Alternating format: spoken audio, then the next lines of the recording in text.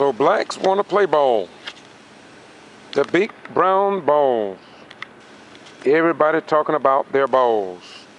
Football, basketball, golf ball.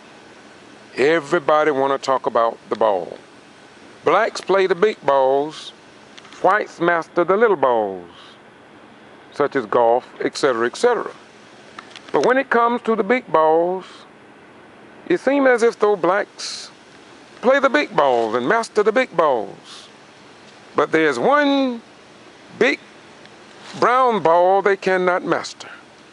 In fact, it seems as if though they run away from the big brown ball called the ball of economics.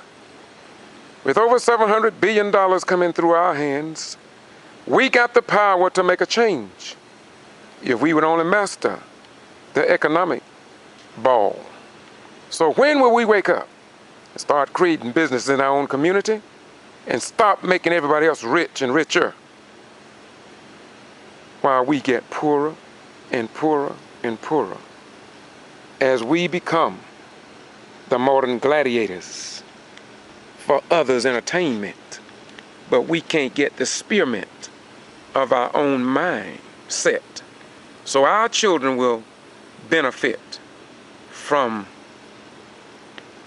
eyeballs.